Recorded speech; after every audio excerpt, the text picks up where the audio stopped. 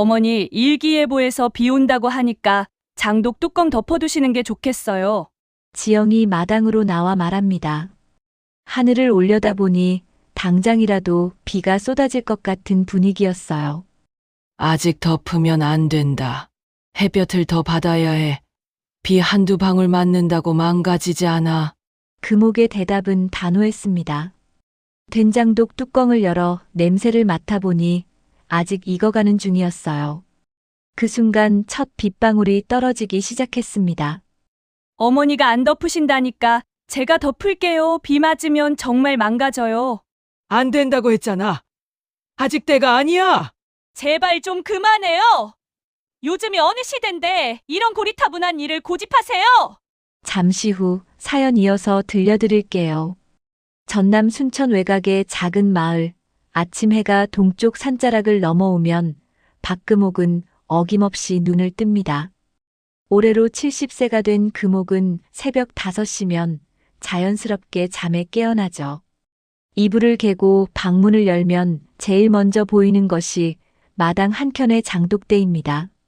20개가 넘는 크고 작은 항아리들이 질서정연하게 놓여 있습니다.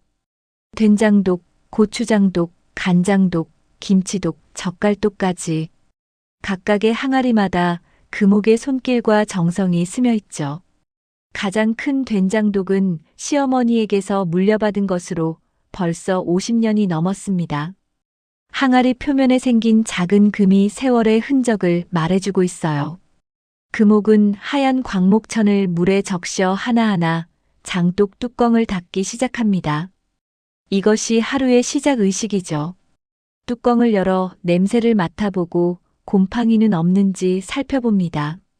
된장독에서 나는 깊고 구수한 향을 맡으면 금옥의 하루가 비로소 시작되는 거예요.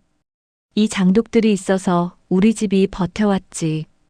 금옥이 속으로 중얼거립니다.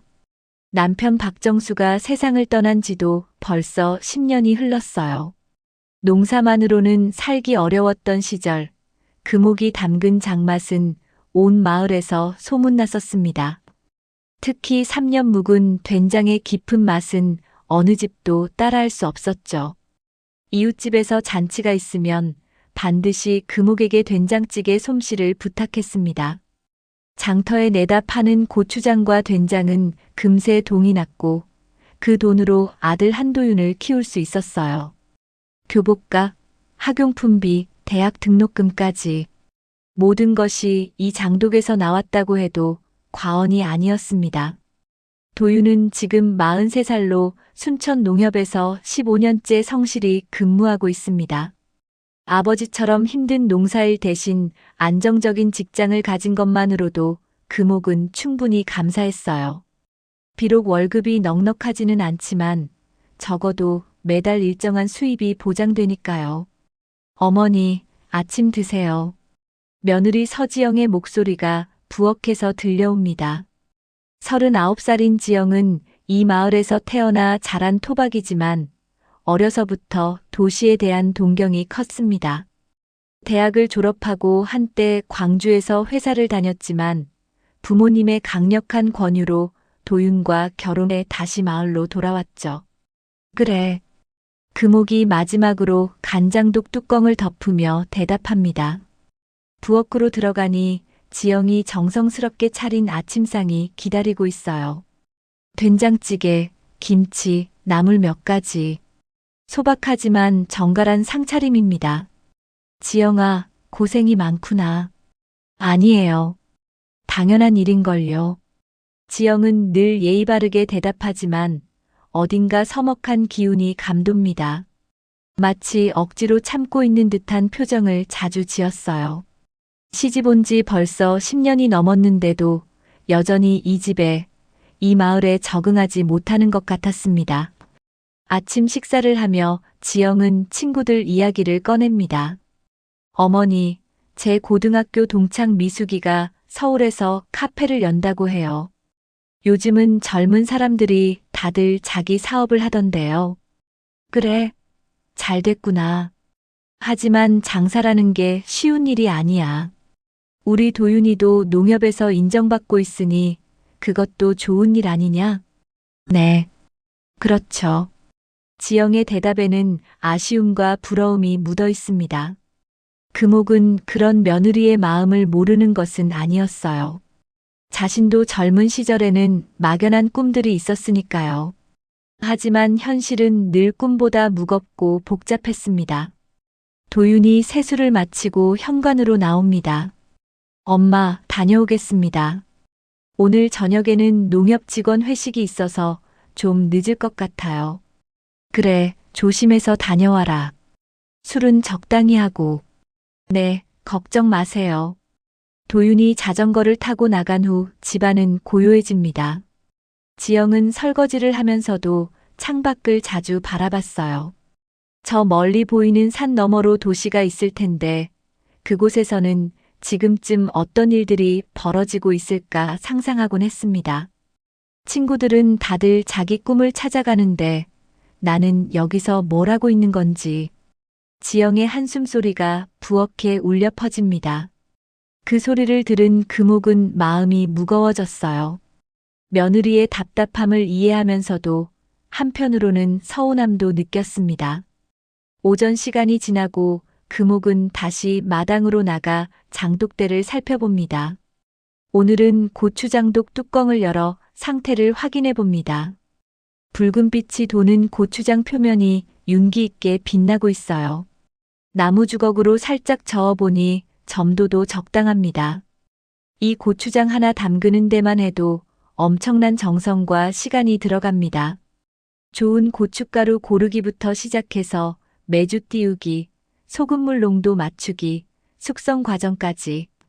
어느 하나 소홀히 할 수 없는 과정들이죠. 나도 젊을 땐 꿈이 있었지. 하지만 장독 덕에 집을 지켰다. 저 아가씨는 그걸 왜 모를까? 금옥의 속마음입니다. 전통이란 것이 때로는 무거운 짐처럼 느껴질 수도 있지만 결국은 든든한 뿌리가 되어준다는 걸 나이 들어서야 깨달았어요. 하지만 그 깨달음을 젊은 며느리에게 어떻게 전해줄 수 있을지는 여전히 어려운 숙제였습니다. 오후가 되자 지영은 마을 입구에 있는 작은 가게로 향합니다.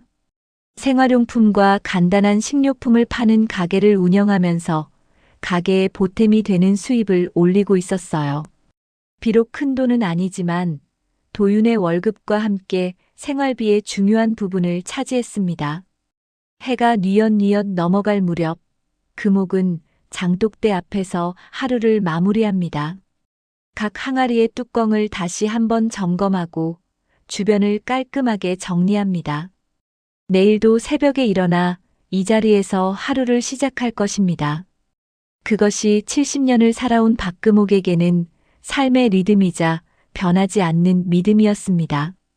장마가 시작되는 6월 초순, 먹구름이 하늘을 뒤덮기 시작했습니다. 금옥은 아침 일찍부터 장독대 주변을 살피며 걱정이 앞섰어요.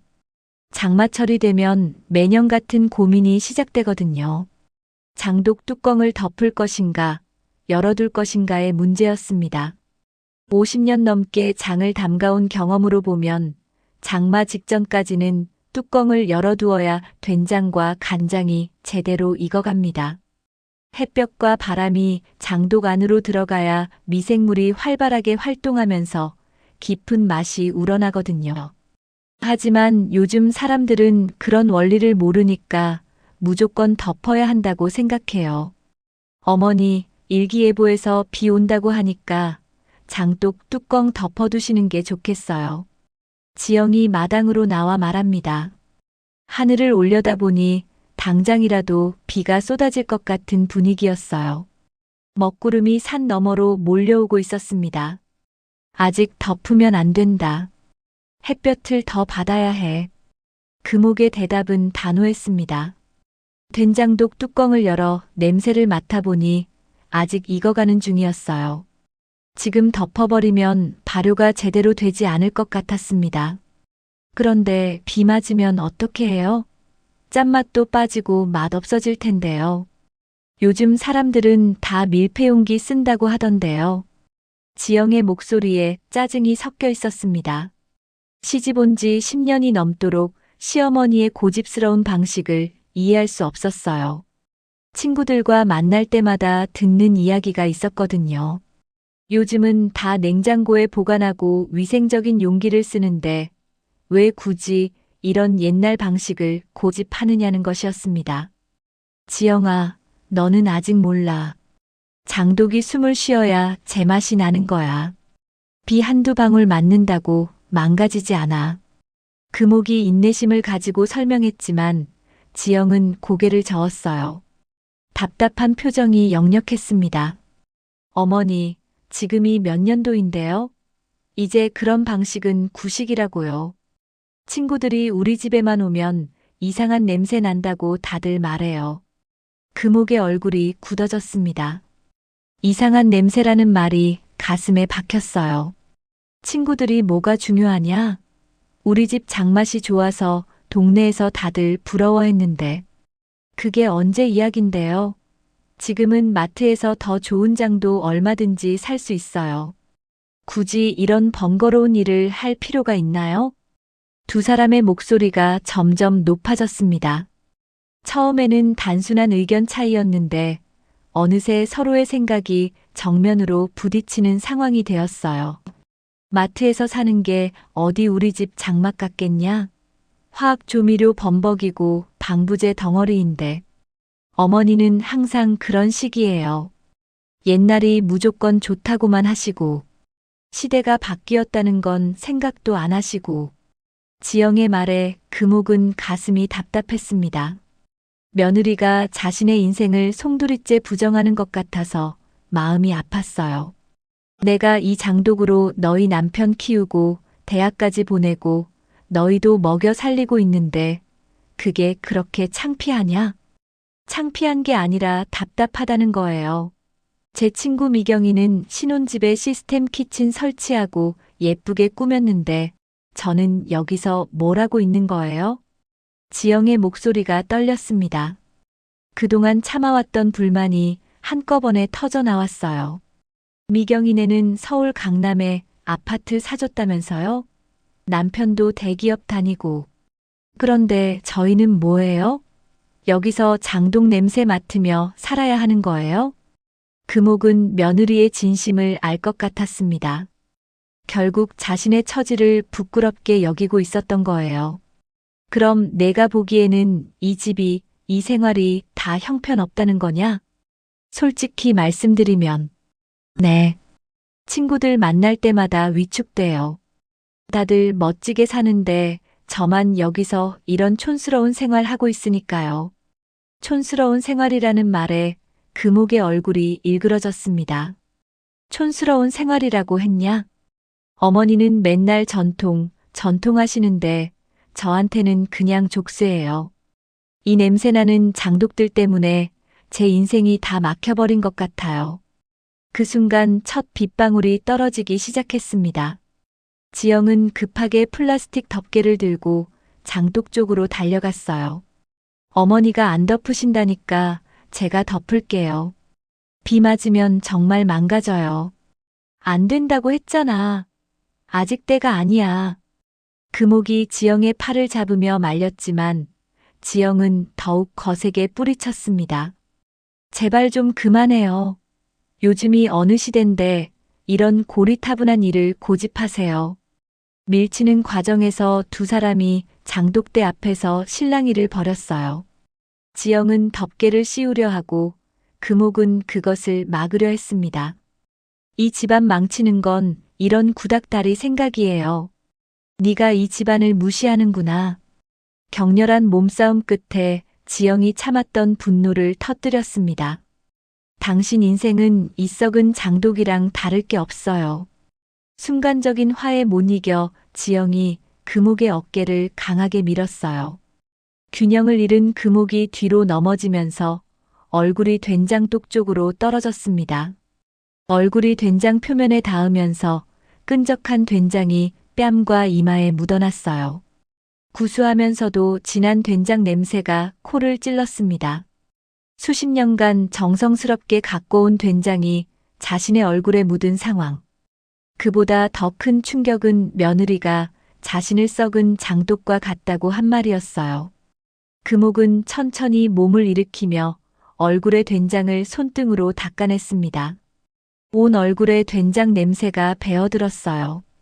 평생 소중하게 여겨온 그 냄새가 이렇게 모욕적으로 느껴진 건 처음이었습니다. 지영아. 금옥의 목소리가 떨렸습니다. 분노보다는 깊은 상처가 마음 깊은 곳을 파고들었어요. 지영은 자신이 한 행동을 깨닫고 순간 당황했습니다. 아무리 화가 났어도 시어머니를 장독에 밀어넣다니요. 하지만 이미 저질러진 일이었고 후회해봐야 소용없었어요. 어머니, 그게 아니라. 됐다. 이제 내 속마음 다 알겠다. 금옥이 된장 범벅이 된 얼굴을 앞치마로 닦으며 말했습니다. 빗방울이 점점 굵어지기 시작했지만 두 사람은 그 자리에 서 있었어요. 네가 보기에는 내가 썩은 장독 같구나. 내 인생 전체가 그렇게 보이는구나. 비가 본격적으로 내리기 시작했습니다. 금옥은 말없이 하나씩 장독 뚜껑을 덮기 시작했어요. 결국 덮어야 하는 상황이 온 거였습니다. 지영은 어정쩡하게 서서 그 모습을 지켜볼 수밖에 없었어요. 된장 냄새가 얼굴과 옷에 배어든 채로 금옥은 마지막 간장독 뚜껑까지 덮었습니다. 빗소리가 점점 커지면서 마당 전체를 적시기 시작했어요. 그날 오후 비는 그쳤지만 마을에는 이미 소문이 퍼지기 시작했습니다. 지영이 마을 가게로 가는 길에 몇몇 이웃들과 마주쳤는데 그들의 시선이 평소와 달랐어요. 뭔가 알고 있다는 듯한 표정들이었습니다. 지영아, 오늘 아침에 무슨 일 있었다면서? 마을 이장 부인인 김순자가 가게 앞에서 지영을 붙잡고 물었습니다. 순자는 마을에서 손꼽히는 소문의 중심지였어요. 무슨 일이든 그녀를 거치면 하루 만에 온 마을이 알게 되었습니다. 별일 아니에요. 그냥 장독 뚜껑 덮는 것 때문에 의견이 좀 달랐을 뿐이에요. 지영이 대수롭지 않게 대답했지만 순자의 눈빛은 예리했습니다. 아, 그래. 그런데 윤혼의 할머니가 그러는데 금옥이가 얼굴에 된장을 묻히고 있더라면서 어떻게 된 일이야? 지영의 얼굴이 순간 굳어졌어요. 벌써 소문이 났구나 싶었습니다. 윤혼의 할머니는 집이 바로 옆에 있어서 마당에서 일어나는 일들을 다 볼 수 있는 위치였거든요. 그게 실수였어요. 제가 덮개를 씌우려다가. 어머, 실수? 그런데 소리가 꽤 크게 났다면서 무슨 싸움이라도 했나? 순자가 더욱 자세히 캐묻기 시작했습니다. 지영은 점점 곤란해졌어요. 이런 식으로 캐묻히면 결국 모든 게 다 알려질 것 같았습니다. 아니에요. 정말 별일 아니에요. 지영이 서둘러 가게 안으로 들어가려 했지만 순자는 쉽게 놓아주지 않았어요. 지영아, 시어머니하고 며느리가 그런 일로 다툰다는 게 말이 되냐? 분명 다른 이유가 있을 거야. 솔직히 말해봐. 그때 마침 순천 장터에서 돌아오던 박영희 할머니가 나타났습니다.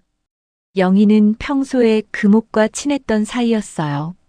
순자야, 무슨 이야기를 그렇게 열심히 하고 있어? 영희야, 마침 잘 왔네. 금옥이네 집에서 무슨 일이 있었다는데 며느리가 시어머니 얼굴을 장독에 처박았다면서. 영희의 눈이 휘둥그레졌습니다. 뭐라고? 그게 무슨 소리야? 윤혼의 할머니가 직접 봤다고 하던데. 며느리가 시어머니를 밀어서 얼굴이 된장독에 들어갔다는 거야. 영희는 믿을 수 없다는 표정을 지었어요. 금옥을 오래 알아온 사람으로서는 이해할 수 없는 일이었습니다. 그럴 리가 없어. 금옥이가 얼마나 착한 사람인데 며느리가 그럴 정도로 심하게 굴었겠어? 그러게 말이야. 근데 지영이가 지금 말을 안 하려고 해. 두 할머니의 시선이 지영에게 집중되었습니다. 지영은 더 이상 견딜 수 없어서 말이 터져 나왔어요. 할머니들이 뭘 아세요? 어머니가 얼마나 고집스러우신지. 맨날 옛날 방식만 고집하시고 제 말은 하나도 안 들으세요. 그래도 시어머니 얼굴을 장독에 처박을 일이야? 영희의 목소리가 차갑게 변했습니다. 제가 일부러 그런 게 아니에요. 말리는 과정에서 실수로 그렇게 된 거예요. 실수든 일부러든 시어머니한테 그럴 수는 없는 거 아니야? 하물며 조상 대대로 내려온 장독대에서 순자가 혀를 차며 말했습니다. 마을 어른들에게 장독대는 단순한 그릇이 아니었어요. 집안의 뿌리이자 조상의 정신이 깃든 신성한 공간이었습니다. 요즘 젊은 사람들은 그런 걸 모르나 봐. 장독대가 얼마나 소중한 곳인지. 영희가 한숨을 쉬며 말했습니다. 그건 옛날 이야기잖아요. 지금은 시대가 달라졌는데 왜 자꾸 그런 말씀을 하세요? 지영이 반박했지만 할머니들의 표정은 더욱 굳어졌어요. 시대가 달라졌다고 해서 예의까지 달라지는 건 아니야. 어른 공경하고 집안 전통 지키는 건 변할 수 없는 거야. 그 전통이라는 게 저한테는 짐이라고요. 친구들은 다들 자유롭게 사는데 저만 여기 갇혀서 살아야 하는 거예요? 지영의 목소리가 높아졌습니다. 그러자 지나가던 다른 주민들도 하나둘 모여들기 시작했어요. 어머, 저게 무슨 소리야? 저 여자가 할머님들한테 저런 식으로 말해도 되는 거야? 사람들의 수군거림이 점점 커졌습니다. 지영은 자신이 마을 전체의 구경거리가 되고 있다는 것을 깨달았어요. 지영아, 내가 아무리 답답해도 그건 아니야.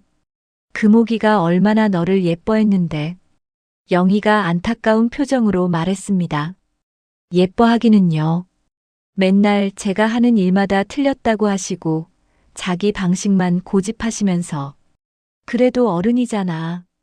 인생 경험이 많으신 분이고 경험이 많다고 해서 다 맞는 건 아니잖아요.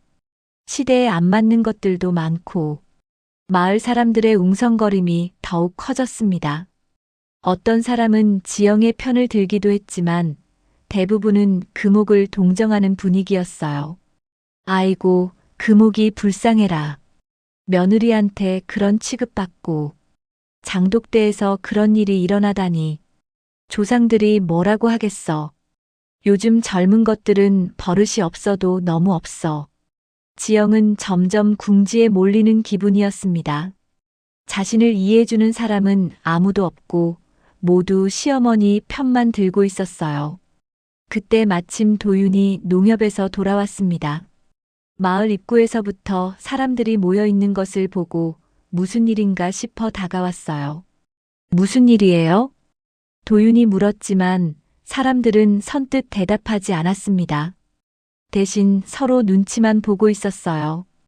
도윤아, 집에 가서 어머니께 안부나 여쭤봐라. 영희가 의미심장하게 말했습니다. 도윤은 뭔가 심상치 않다는 것을 느끼고 집으로 향했습니다. 뒤따라오는 지영의 표정도 어두웠어요. 집에 도착해서 도윤이 어머니를 찾았을 때 금옥은 방 안에 혼자 앉아 있었습니다.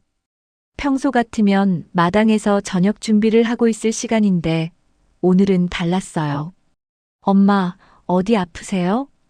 금옥은 아들을 보자 그제서야 마음이 무너지는 것 같았습니다. 하루 종일 참아왔던 눈물이 조금씩 흘러내리기 시작했어요. 도윤아, 엄마가 이 집의 짐이 되는구나. 도윤은 어머니의 말뜻을 이해할 수 없었습니다.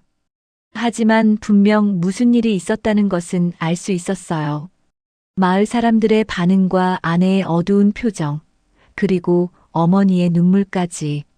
온 마을이 수군거리기 시작했고 금옥은 자신의 존재 자체가 부끄러워지기 시작했습니다.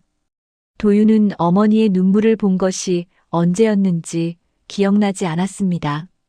아버지 돌아가셨을 때도 어머니는 울지 않으셨거든요. 그런 어머니가 지금 눈물을 흘리고 있으니 도윤의 가슴도 답답해졌어요. 엄마, 무슨 일이에요? 마을 사람들이 이상하게 쳐다보던데. 금옥은 한동안 말을 하지 못했습니다. 며느리와 있었던 일을 아들에게 어떻게 말해야 할지 막막했어요. 자칫하면 부부 사이에 금이 갈 수도 있고 그렇다고 거짓말을 할 수도 없었습니다. 그냥 지영이랑 말다툼을 좀 했다. 말다툼이요? 무슨 일로요? 장독 뚜껑 덮는 것 때문에. 도윤은 한숨을 쉬었습니다. 또 그 문제구나 싶었어요. 어머니와 아내 사이에서 가장 자주 벌어지는 갈등 중 하나였거든요. 엄마, 제가 몇 번 말씀드렸잖아요. 지영이 말도 좀 들어주시고.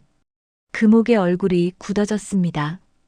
아들마저 며느리 편을 드는 것 같아서 마음이 아팠어요. 네 아내가 날 장독에 밀어 넣었는데도 그렇게 말할 거냐? 네. 뭐라고 하셨어요? 도윤이 놀라며 되물었습니다. 장독에 밀어 넣었다는 것이 무슨 의미인지 이해할 수 없었어요. 말다툼 하다가 얼굴이 된장독에 빠졌다. 어머니 얼굴이요? 어디 다치셨어요?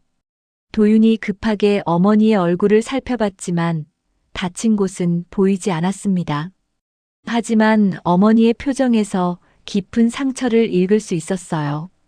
그때 지영이 방으로 들어왔습니다.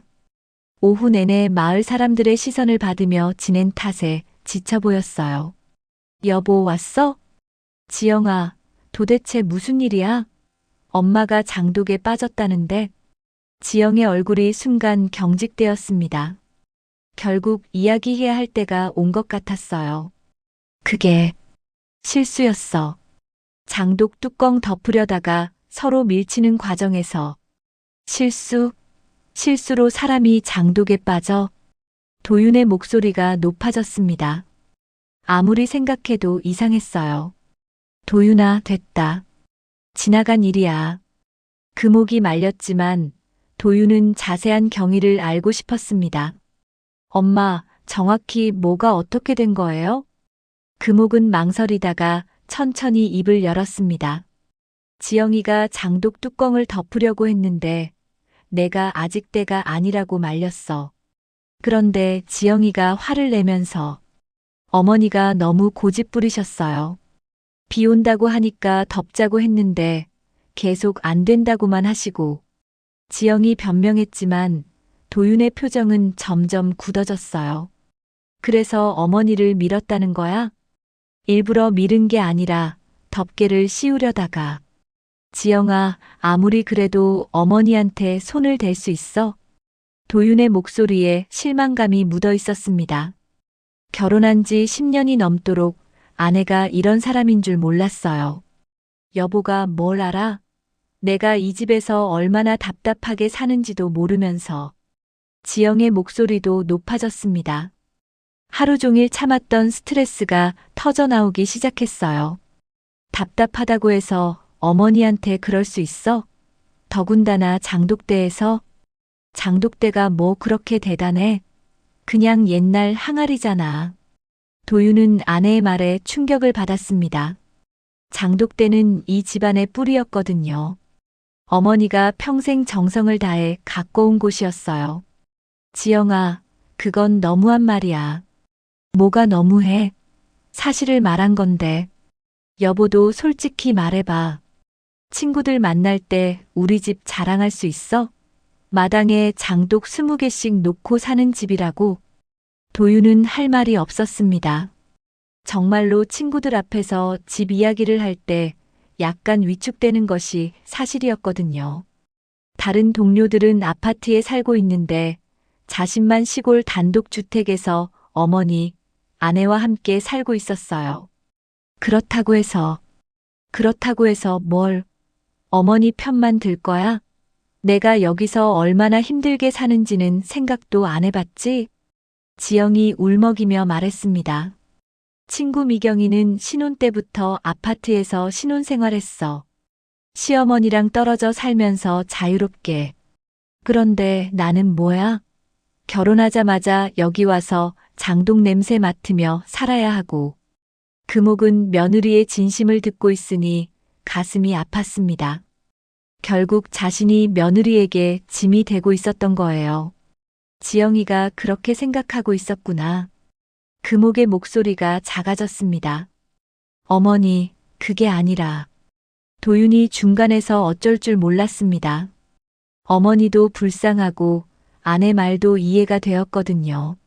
실제로 농협 월급만으로는 생활이 빠듯해서 지영이 운영하는 가게 수입에 많이 의존하고 있었어요. 여보, 솔직히 말해봐. 당신도 어머니랑 따로 사는 게 좋겠지? 지영이 도윤을 몰아붙였습니다. 그런 게 아니야. 다만 뭘? 어머니가 여기 계시니까 우리가 자유롭지 못한 건 사실이잖아. 도윤은 대답할 수 없었습니다.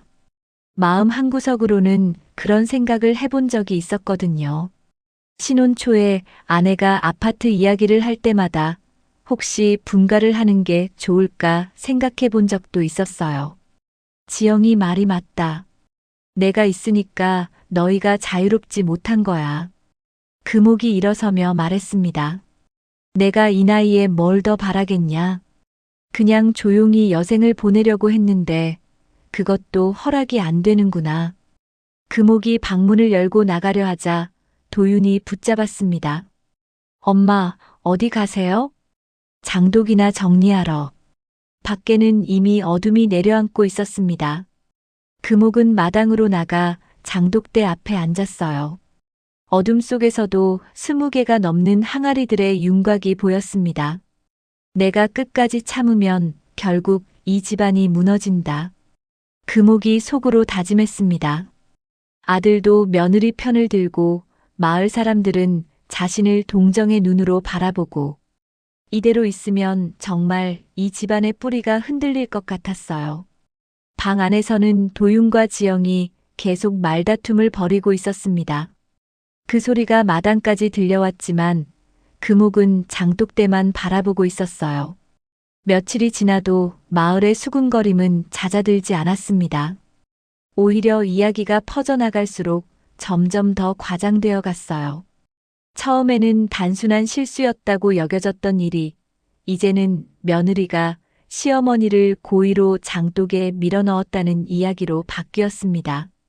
아이고, 요즘 젊은 것들은 버릇이 없어도 너무 없어. 장독대에서 그런 짓을 하다니. 조상님들이 뭐라고 하시겠어. 금옥이 불쌍해라. 그렇게 착한 사람이 며느리한테 그런 취급받고 마을 사람들의 이야기는 날이 갈수록 금옥에게 유리하게 흘러갔습니다. 평소 금옥의 인품을 잘 알고 있던 사람들이었거든요. 반면 지영에 대한 시선은 점점 차갑게 변했어요.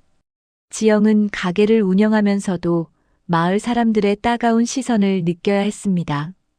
손님들이 물건을 사면서도 뭔가 어색한 분위기를 만들어냈어요. 지영아, 시어머니는 좀 어째? 단골 손님인 최영숙이 물었습니다. 겉으로는 걱정하는 듯 했지만 사실은 자세한 이야기를 듣고 싶어 하는 것이 뻔했어요. 괜찮으세요?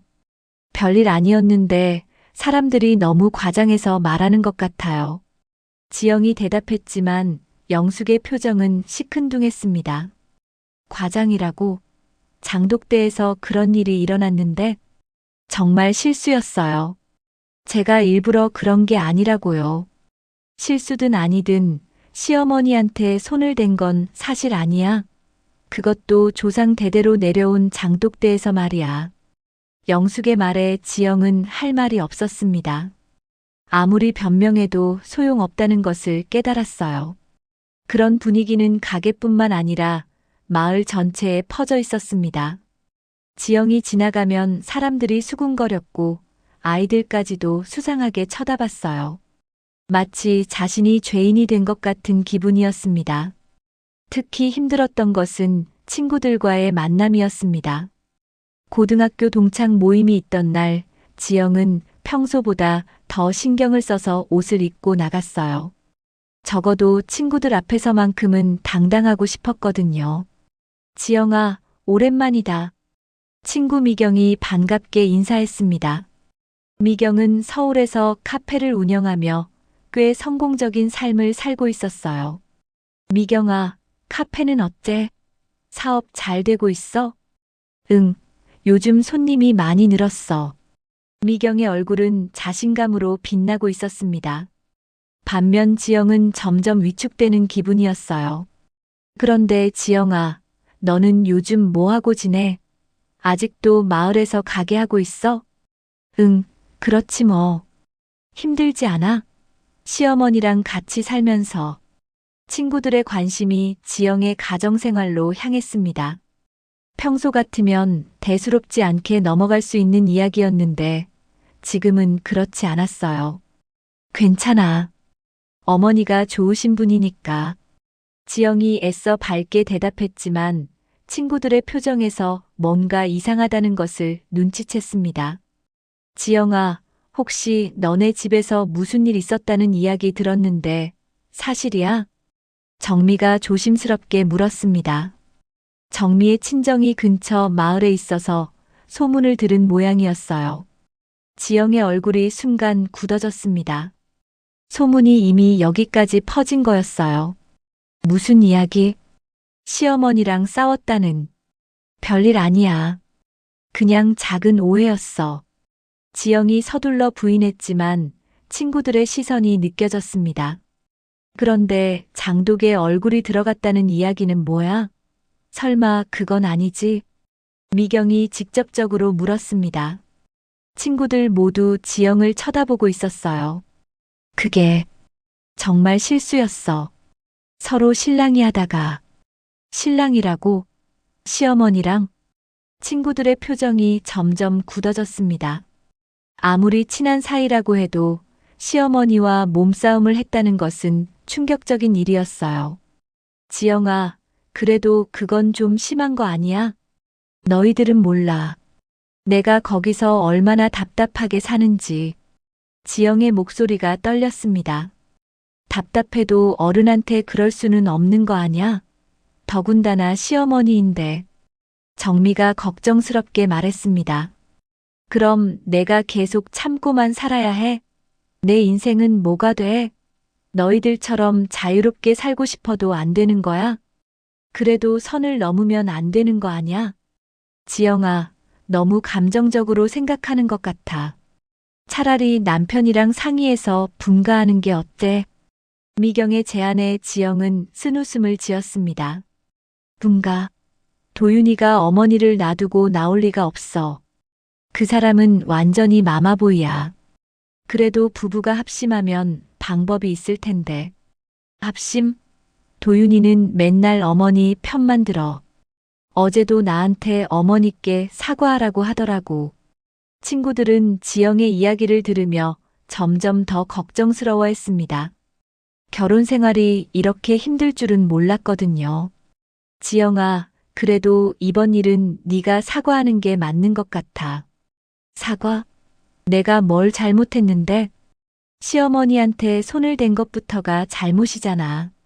친구들마저 자신을 이해해주지 않는다는 것을 깨달은 지영은 더욱 절망적이었습니다. 너희들도 결국 다른 사람들이랑 똑같구나. 기성세대 편만 들고. 지영아, 그게 아니라. 됐어. 이제 나를 이해해주는 사람은 아무도 없는 것 같으니까. 지영이 자리를 박차고 일어났습니다. 친구들이 붙잡으려 했지만 지영은 뒤도 돌아보지 않고 나가버렸어요. 집으로 돌아오는 길에 지영은 자신의 처지를 생각해 봤습니다.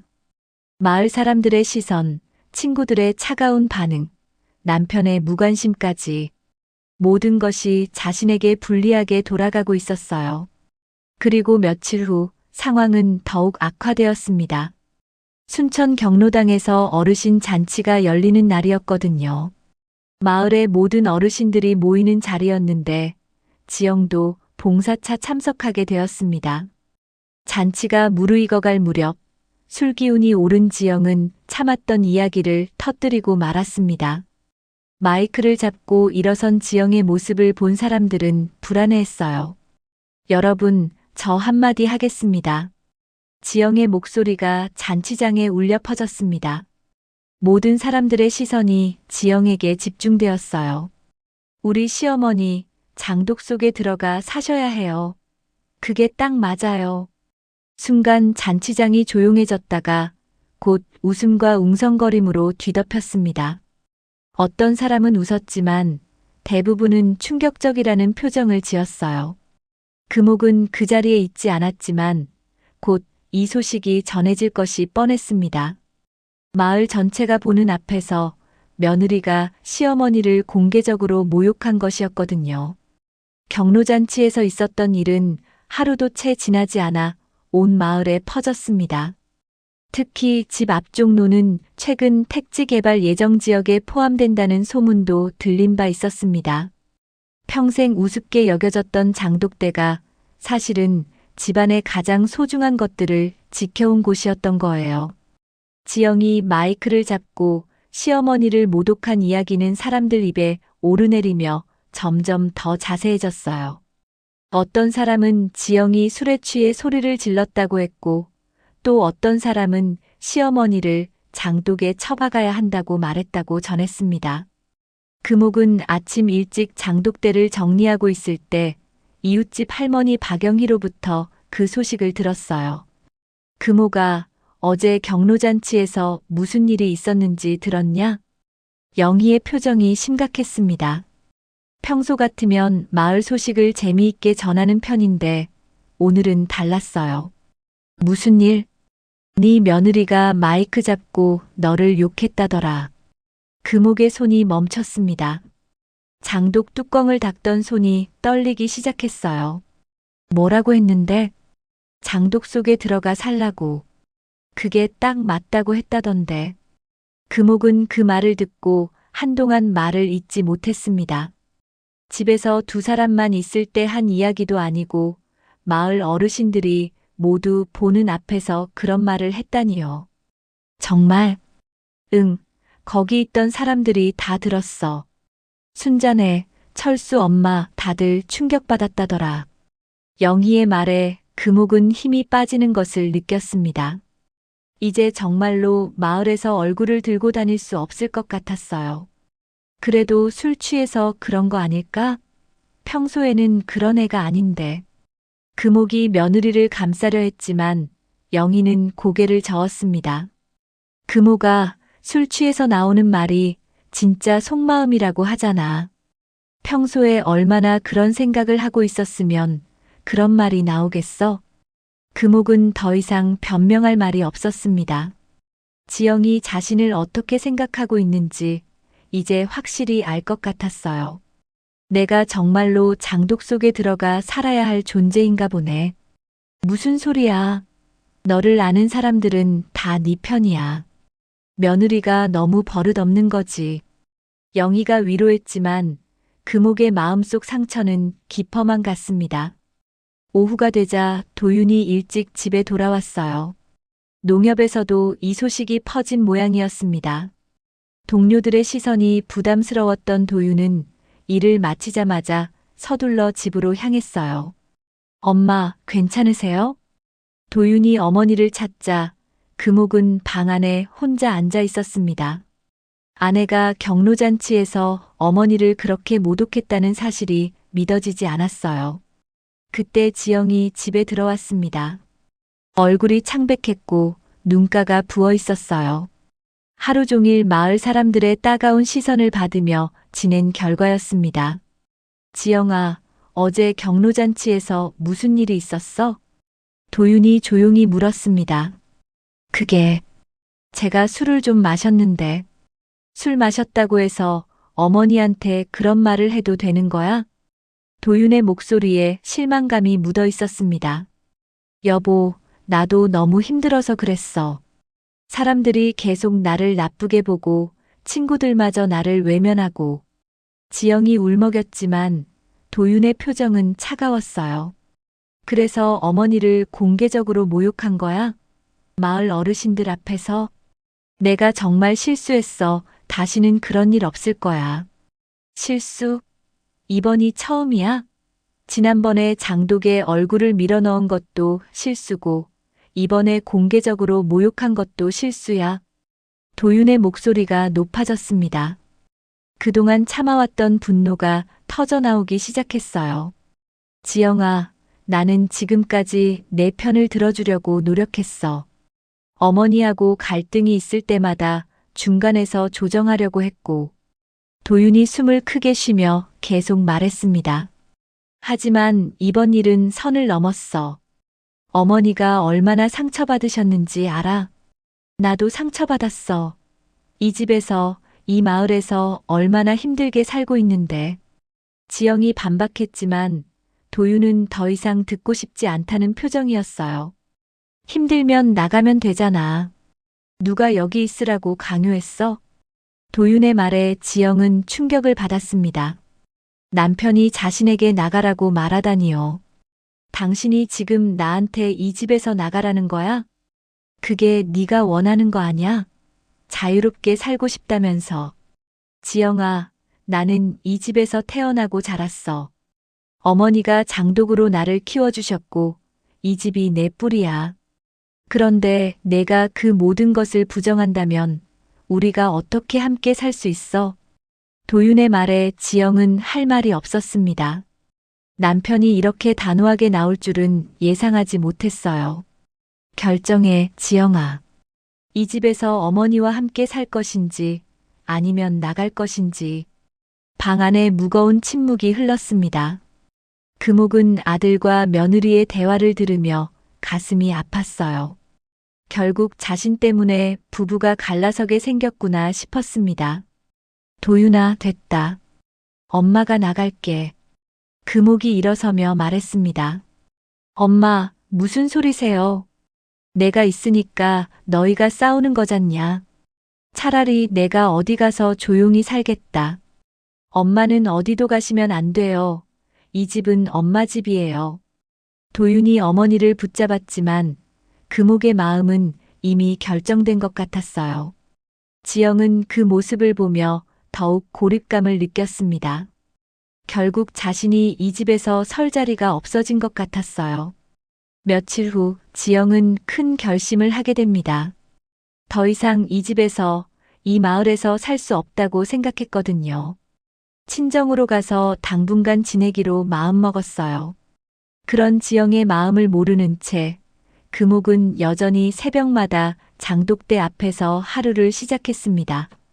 하지만 예전과는 달리 장독을 바라보는 마음이 무거웠어요. 장독은 그저 된장만 담는 게 아니라 우리 집안의 뿌리인데. 금옥이 혼자 중얼거렸습니다. 하지만 그 뿌리를 이해하지 못하는 사람 때문에 오히려 집안이 흔들리고 있었어요. 며칠 뒤 아침, 금옥은 장독대를 정리하다가 평소와 다른 것을 발견했습니다. 가장 오래된 된장독 뚜껑 밑에서 뭔가 딱딱한 것이 만져졌어요. 뚜껑을 완전히 들어 올리자 기름 종이에 쌓인 낡은 봉투가 나왔습니다. 이게 뭐지? 금옥이 조심스럽게 봉투를 열어보니 오래된 서류들이 들어 있었어요. 누렇게 변한 종이에 한자로 쓰인 글씨들. 자세히 보니 남편 박정수의 이름이 적혀 있었습니다. 토지 소유권 증명서. 금옥이 놀라며 서류를 다시 살펴봤습니다. 집 뒤쪽 논 3,000평과 앞산 임야 2,000평의 소유권 문서였어요. 남편이 돌아가신 지 10년이 넘었는데 이런 중요한 서류가 장독 밑에 숨겨져 있었던 거였습니다.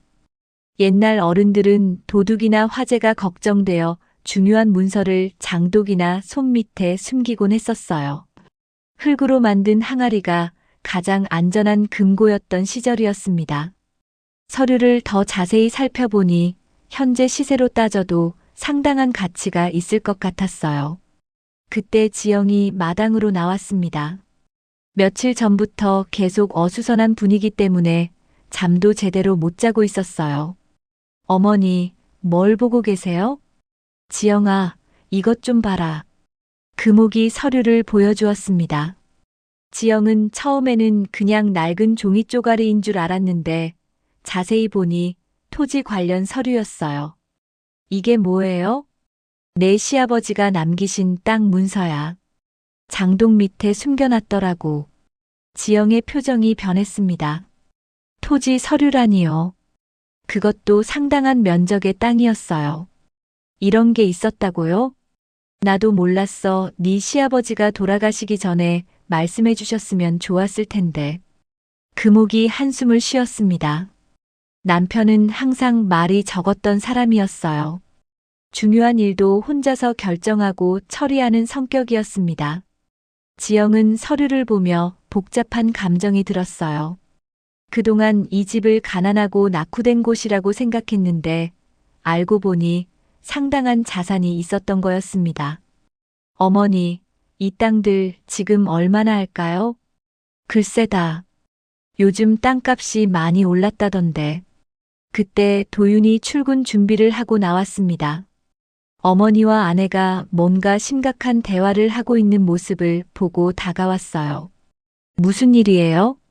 도윤아, 내 아버지가 남기신 땅 문서가 나왔다. 금옥이 서류를 아들에게 보여주었습니다. 도윤은 깜짝 놀랐어요. 아버지가 돌아가신 후에도 이런 중요한 서류가 있었다니요. 어디서 나왔어요? 장독 밑에서. 된장독 뚜껑 밑에 숨겨놨더라고. 도윤이 서류를 자세히 살펴보니 정말로 상당한 면적의 토지였어요. 더군다나 최근 개발 이야기가 나오고 있는 지역이었습니다. 이거 정말 우리 땅이에요? 그럼 네 아버지 명의로 되어 있잖냐? 도윤은 복잡한 심경이었습니다. 그동안 농협 월급만으로는 빠듯하게 살았는데 이런 자산이 있었다면 상황이 달랐을 텐데요. 하지만 지영의 마음은 더욱 복잡했습니다. 자신이 그동안 이 집안을 무시하고 깔보았는데 실제로는 자신보다 나은 형편이었던 거였어요. 그날 오후 지영은 다시 한번 큰 결심을 하게 됩니다. 더 이상 이 집에서, 이 상황에서 견딜 수 없다고 생각했거든요. 특히 토지 서류가 발견된 후로는 더욱 자신이 초라해 보였어요. 어머니, 저 잠깐 외출 다녀올게요. 지영이 가려던 곳은 마을 회관이었습니다. 마침 그날 저녁 마을 회관에서는 부녀의 모임이 있었어요. 지영은 평소 같으면 참석하지 않았을 텐데 오늘은 달랐습니다. 뭔가 결정적인 일을 벌이고 싶어 했거든요. 모임이 끝날 무렵 지영은 갑자기 일어서서 소리를 질렀습니다. 여러분, 제가 할 말이 있어요. 부녀 회원들이 모두 지영을 쳐다봤어요. 며칠 전 경로잔치에서의 일 때문에 이미 시선이 곱지 않은 상황이었습니다. 우리 시어머니는 정말 이상한 분이에요. 맨날 썩은 장독만 붙들고 사시면서 저를 괴롭히세요. 지영아, 무슨 소리를 하는 거야? 이장 부인 김순자가 당황하며 말렸지만 지영은 멈추지 않았어요. 이 집안 사람들은 다 미쳤어요. 장독이 뭐가 그렇게 중요하다고 제 인생을 망치는 거예요. 사람들이 웅성거리기 시작했습니다. 지영의 말이 점점 더 과격해졌어요. 이런 마을에서 언제까지 살아야 해요? 저도 사람인데. 그때 갑자기 하늘에서 천둥이 울렸습니다. 구름이 몰려오더니 갑자기 비가 쏟아지기 시작했어요. 지영은 급하게 회관을 나와 집으로 뛰어갔습니다. 마당이 미끄러워진 상황에서 장독대 근처를 지나가던 중 발을 헛디디고 말았어요.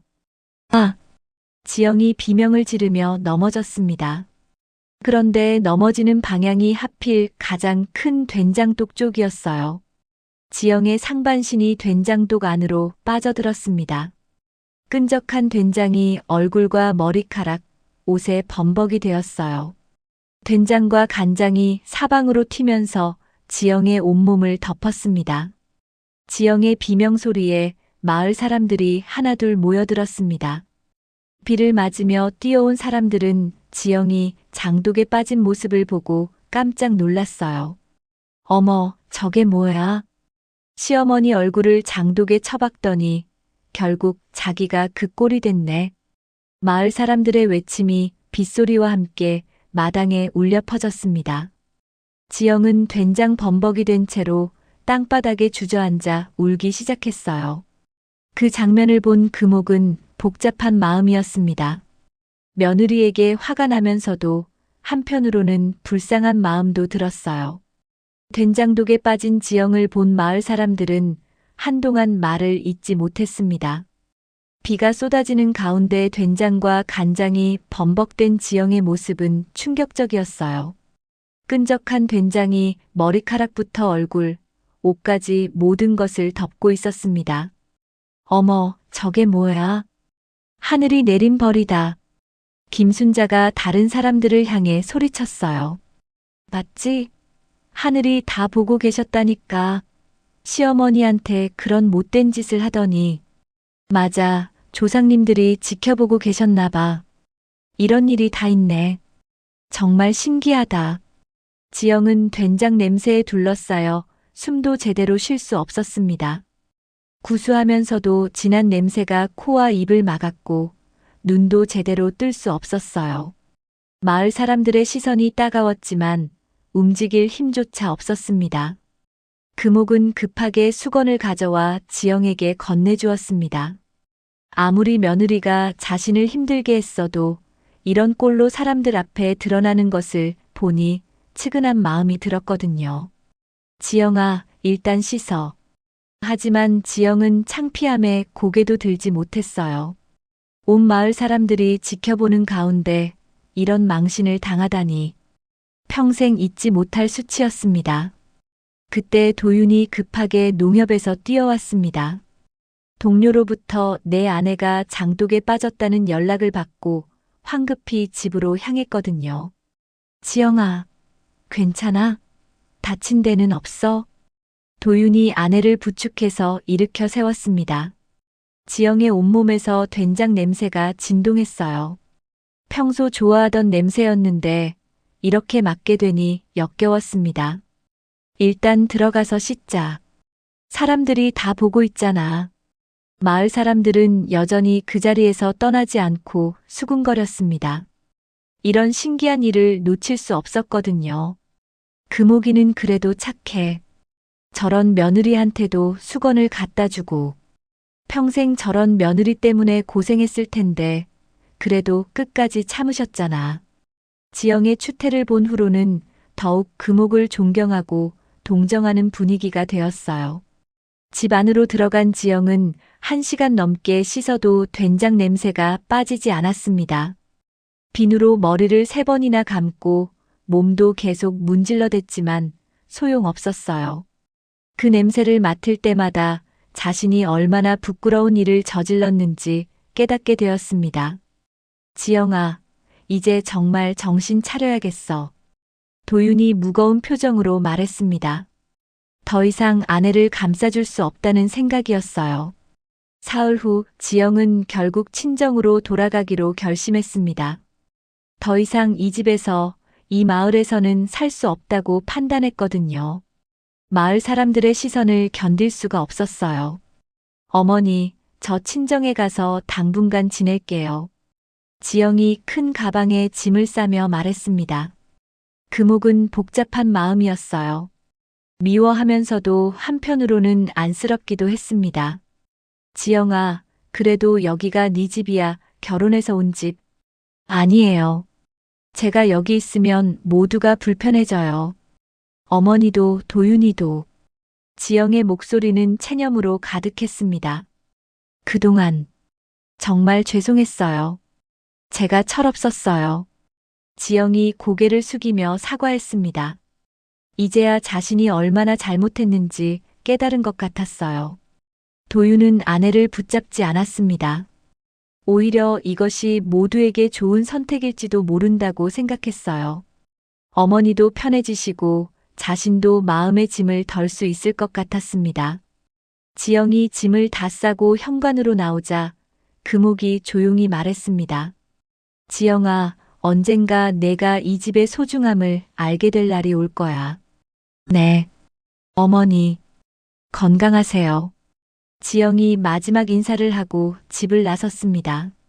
택시를 타고 떠나는 지영을 창문 너머로 바라보며 금옥은 복잡한 심경이었어요.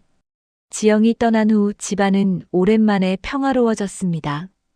금옥은 다시 마음 놓고 장독대를 돌볼 수 있었고 도윤도 마음의 짐을 덜 수 있었어요.